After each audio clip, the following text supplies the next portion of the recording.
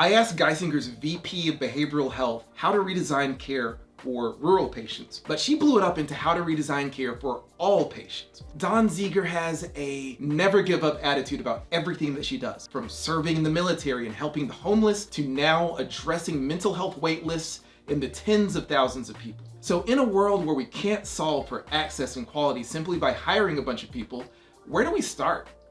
So I think it starts with the patient. So when I went to Texas and worked on homeless healthcare, I really didn't understand the continuum. So I spent a lot of time actually going into the woods, going into homeless shelters, and asking people how they experience the mental health system. And so I think it has to start with the patient. And then think about what your product is. In manufacturing terms, what's your inputs to the process? What are you producing? How do you define quality? And what are the outputs? Just last week, we're redesigning outpatient care. So what we did is we took the workflows that we had built on the wall and we had people walk the workflows. So we kind of played the game of life with transitioning through behavioral health services. And just by walking in the patient's shoes, we found 3 major gaps in our design as we tried to envision a patient accessing care, where we walked in our patient's shoes. We gave different patient scenarios and we had people enter through different doors. And what we found is unintentionally, we'd created a system where people got different access with the same scenario based on the door they walked in. And so that really got our team ready for change. So this last exercise was the culmination of us redesigning our care. And so literally we had clinicians, ops managers and directors literally walk through, I have a substance use disorder and I'm presenting to the emergency department. What's next? What's next? And so through that, we found some gaps that we're going to be working through as a team. On a larger scale, we're reorganizing everything we're doing with outpatient. So we see virtual care as a strategic opportunity, not just a Band-Aid, particularly in our rural market. So what we're going to be doing is taking these virtual providers that today might be in Texas, California, Illinois, and they might see anybody in our service area. We're basically regionalizing them with the on-the-ground resources. So we have primary care providers with behavioral health specialists in each of our communities. Mm-hmm.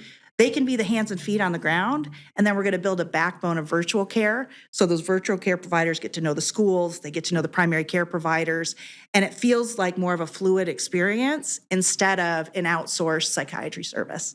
So this restructure is going to be great, not only for building trust with primary care, but building camaraderie in a virtual care environment. So I'm super excited about this next turn. It's based on a Harvard Business Review article, The Strategy That Will Fix Healthcare, and really bringing multidisciplinary teams together. I know that there's been work that has had an impact on like wait lists and wait mm-hmm. times and things like that. How does that relate into that picture? Ooh, okay. So we started out with a backlog of 18,000 patients that were referred to services. We hired 74 providers. We got it down to 3,000, and we were starting to see people more timely. And then as the panels filled up, that wait list creeped up again. And so where we're at right now is how do we do this differently, which is leading us down exploration of things like the strategy that'll fix healthcare. So the other thing we did is those 18,000 referrals, people didn't know if they needed therapy, they didn't know if they needed med management. We had speech therapy referrals, all kinds of things. So we implemented an intake assessment to sort that out and try to figure out how to direct people to care. Now that we've done that with humans, we're going to build the tech on top. So 80% of our referrals can end up at the right destination without a human intervention. The big dream for me is to have an algorithm that helps detect exacerbation of behavioral health conditions.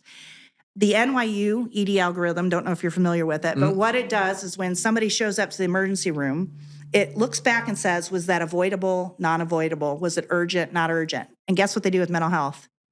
They don't know what to do. So it's carved out.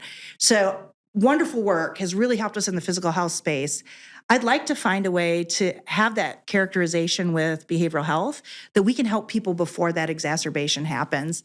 And so, one thought would be to use machine learning to look at the characterization of people that have been struggling, that have exacerbated, and reverse engineer what are those factors so that we can intervene earlier and upstream in the process. That would be a big dream. Dawn brings such a massive energy and creativity and excitement to this space. If you want to get deeper in the conversation that we had, we've linked to the full conversation in the post if you're on LinkedIn, or if you're on YouTube, it should already be appearing on your screen. Other than that, you can find it anywhere where you listen to podcasts by searching Meeting of the Minds, and it will come to you.